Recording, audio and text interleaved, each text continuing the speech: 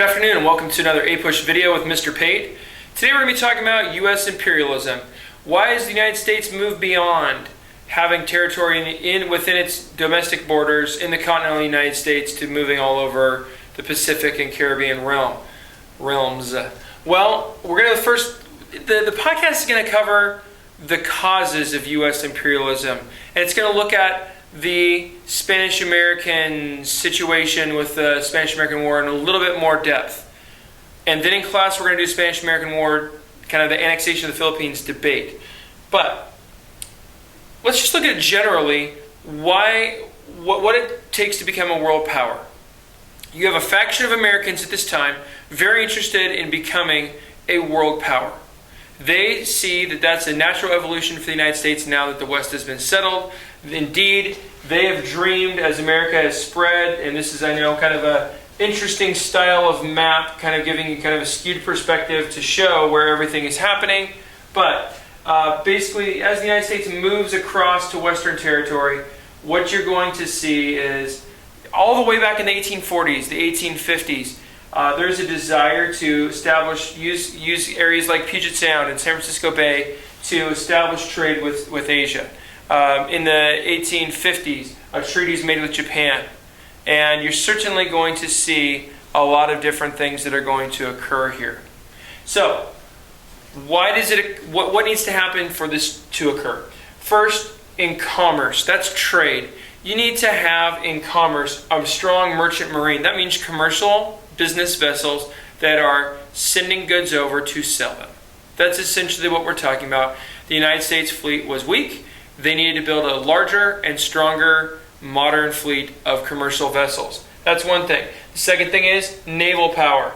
They needed to have a modern navy. The navy was largely rotting and rusting. The boats were all relics from the Civil War. It was obsolete at this point. The United States is ranked fairly low as a power in terms of naval strength by whoever ranked that in the world.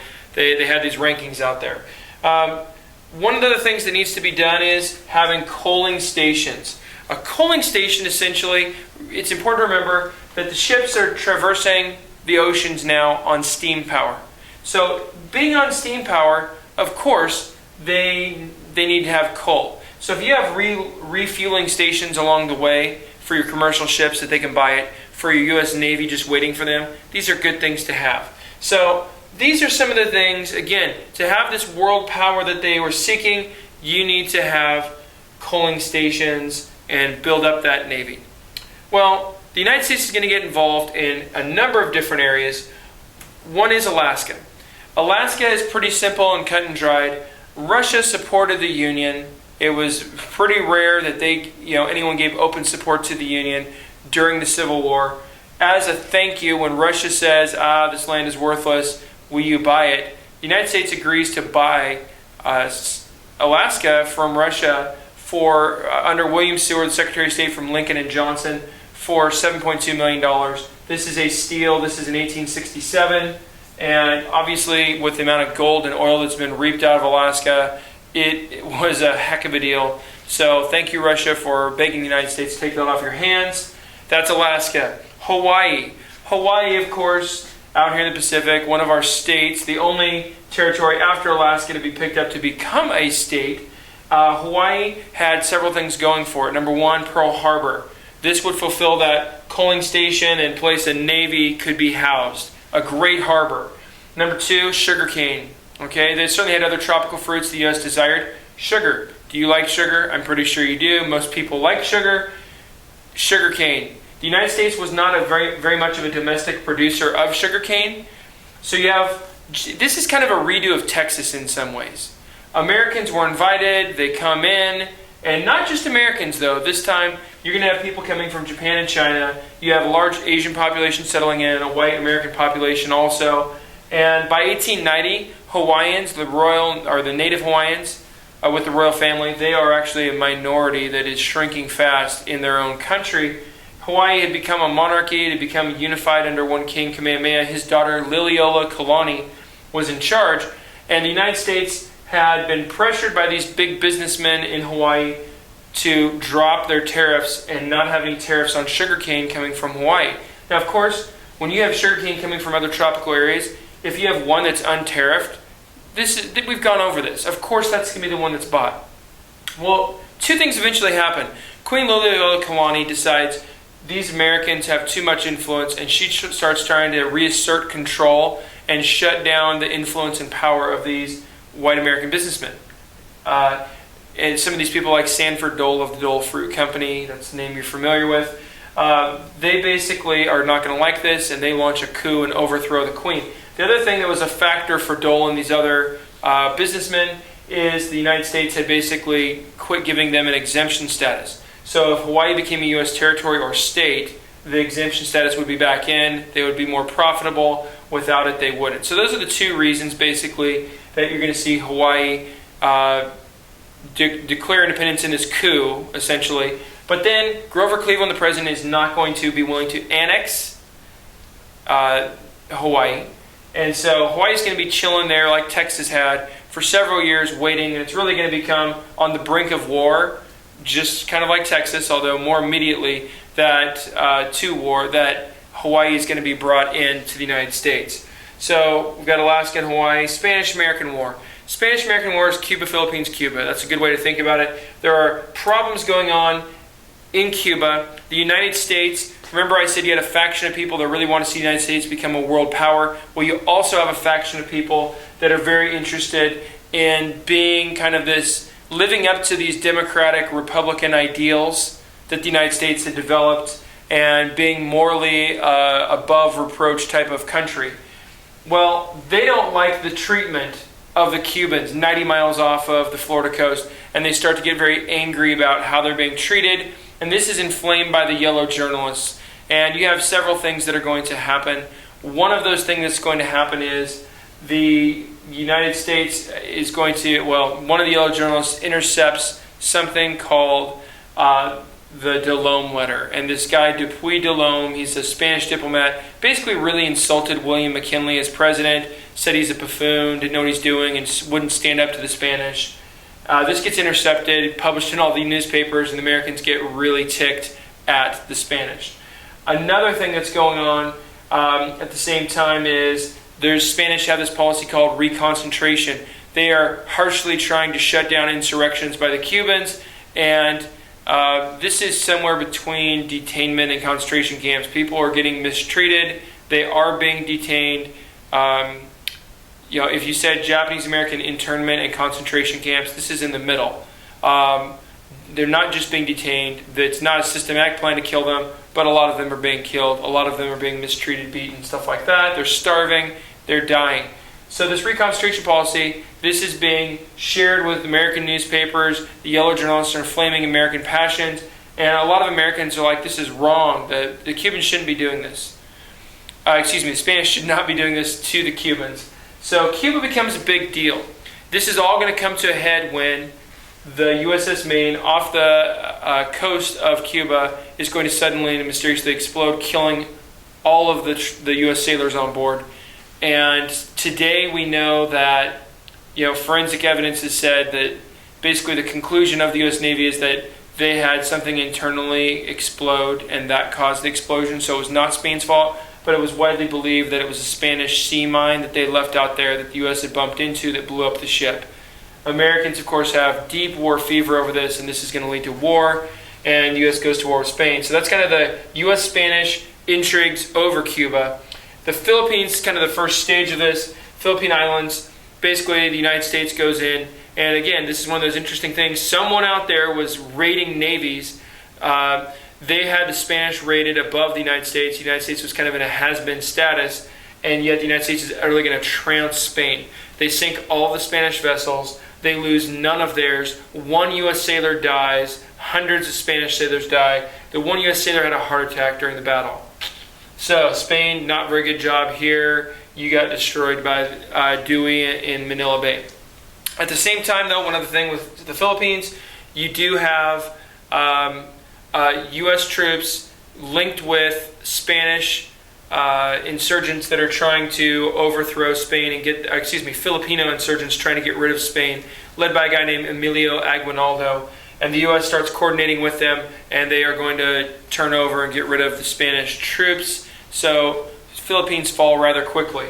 The other areas, back to Cuba, and you're going to have the Rough Riders. This is Theodore Roosevelt and a bunch of other kind of cowboy, quasi-militia type dudes. They're going to go down looking for glory and, basically charge up San Juan Hill and defeat the land forces of the Cubans. And then there's another naval battle off the coast of Cuba, and the United States, again, by just, majorly convincing standards, really doesn't lose any ships and is going to just annihilate the whole Spanish fleet. So the Spanish are looking now and going, wow, our entire Caribbean fleet and our Southeast Asian fleet are gone. We have no way to defend or protect our territories, and we have to basically lose them because the U.S. troops have taken them over. So, now one of the things that made this interesting is, a lot of people are saying, well, the United States, are you just a big hypocrite? You've had the Monroe Doctrine saying no more colonization. The United States says, well, with Cuba, they issue something called the Teller Amendment. And the Teller Amendment essentially says that the United States has no interest in taking over Cuba, is fighting for its freedom and independence, but will protect it. And to that end, and then later they say, however, with the Platt Amendment, we're going to keep a naval base there, and if we have to, we will intervene on the Cubans' behalf to make sure everything's stable near our coast. So they keep Guantanamo Bay, which is this red dot on the southern coast of Cuba. They keep that, and the United States, of course, has that to this day. That's been a controversial home for, basically terrorists that have been collected around the world. They get sent there in this detention facility. Spanish also give the U.S. Puerto Rico and Guam, and the United States basically has to decide what to do with the Philippines. Now, we're going to have an annexation debate in class. We'll talk about McKinley's decision-making a little bit later on, but he is torn. He's going to feel that, on the one hand, just like with Cuba, we should just help them get their freedom. On the other hand, not so easy. It wasn't right in the U.S.'s backyard. This is a long way away. The Germans and Japanese were lurking not too far away, both trying to build their own empires. And they're very interested in, if the United States had said, okay, you're free, and left, they would have swarmed in and taken over. So the United States, to let them go wasn't really that realistic. But the United States under McKinley says, okay, we're going to educate them, build them up, help their country be built up physically, give them an education system, and then put them on the path to being independent and free. It takes almost 50 years. It's going to be all the way up until basically post-World War II, and then the United States sets them free and independent on their own. The Samoan crisis. The other great harbor the United States was talking about is American Samoa. American Samoa is going to be gotten, actually, I wrote 1898. It's going to be 1899. Sorry about that. Basically, you have several Samoan islands, and the U.S. did not even have the biggest one, but they had already made an agreement with the Samoan rulers to basically, have a relationship there. But then the Germans and the British jumped in on the other islands, and so you have this kind of dispute. Are people really going to go to war over these small islands? The United States keeps what is today's American Samoa, makes their deal there because it has Pago Pago, this excellent harbor that's down south of Hawaii by a significant amount and further west. They keep American Samoa. They give away the bigger islands, which they don't feel have as much strategic importance to them, and they make this deal to end the Samoan crisis with these other European countries. And there's one other thing I didn't put in here. We don't want to skip it, although I almost did. That's the open door. The open door is with China. It's a very significant situation. Basically, everybody else was already in China. They're all basically ready to go. The other countries, other European countries have already got what they call a sphere of influence, where they economically are controlling parts of China.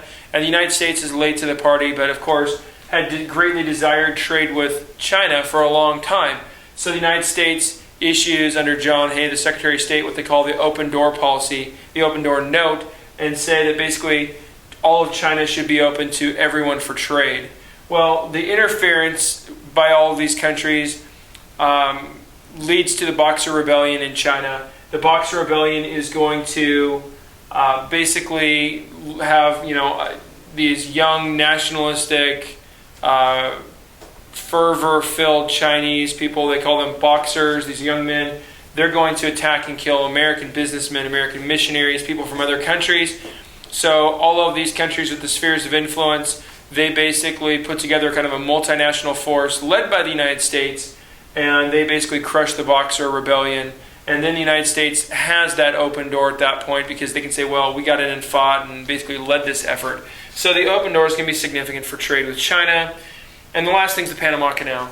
The Panama Canal is going to be in 1904. And really, the U.S. Virgin Islands, not really something we're going to talk about, but it is a pickup in 1917. The Panama Canal, essentially, one of the things that Captain Mahan is going to be desiring is you have a canal that basically is going to allow you much more quick transport of goods across from the Atlantic Ocean to the Pacific Ocean. This is a no-brainer why that would be a helpful thing. You're shaving lots of time off, saving money. It's good for Navy, it's good for the commercial fleets, it's good for everyone. The U.S. basically tries to buy this, make an arrangement with the Colombian government who controls the Panamanians. They refuse, the Colombians refuse, the Panamanians start to revolt, the U.S. helps them and encourages them in their revolt, and then once they win, they quickly recognize their independence, offer them protection, and then make a deal, which becomes the Panama Canal. And then they say the United States will maintain control over the Panama Canal for a significant amount of time. That time, of course, has passed. It's passed back to Panama's control. Although, of course, the United States is certainly always, made sure that it's free, not having some dictator try and take over the Panama Canal. And that's basically what we have for talking about imperialism.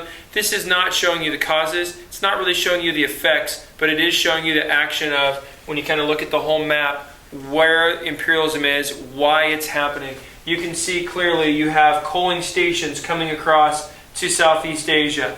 You have a Panama Canal and an influence down the Caribbean that really all of the waterways where there are any islands or anything of influence, the United States has a much more secure situation in their mind and a lot more commercial influence as well. That's all we've got for today. Stay classy, Sam Marlowe.